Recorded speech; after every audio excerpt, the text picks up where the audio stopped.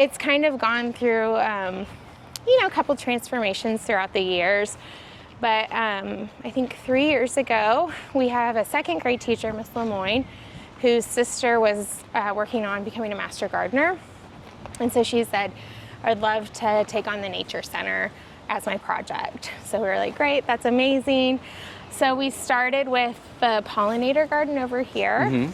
And that was kind of our first step, because the pond's been here, you know, and there's been the garden beds, but there needed to be kind of like a destination. You know what I mean? Something else besides vegetables and flowers that ties to the curriculum.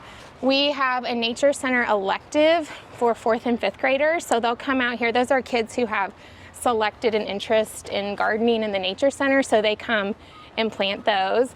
A lot of times we'll bring our kindergarten classes out and we'll kind of partner with the older kids and plant together. We planted the new sensory garden with that. As we get grants, we're kind of developing the space, and we're just, like I said, we're trying to diversify. So it's not just vegetables, you know, it's also pollinators. We recently got the turtle habitat. We have the fruit orchard. One of the things that the committee tries really hard to select plants that the kids are familiar with, but maybe not the plant. You know what I mean? Like every kid's seen an apple, but maybe they haven't seen an apple tree. You know, so we're trying really hard to have them see where the food comes from. Very nice. So in kindergarten, we cook with the kids sometimes. Like I'll get like a crock pot and we'll come out and harvest.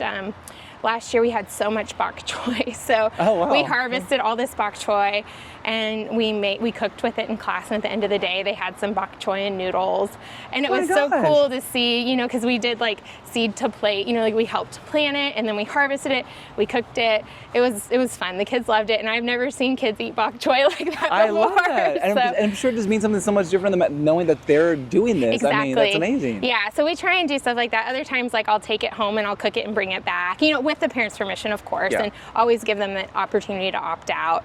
And then we kind of turn into a math thing too. Like, did you like it? Didn't you like it? Were you indifferent? You know, we predict if they're gonna like it. And so there's a lot of curriculum ties that come from fruition out here.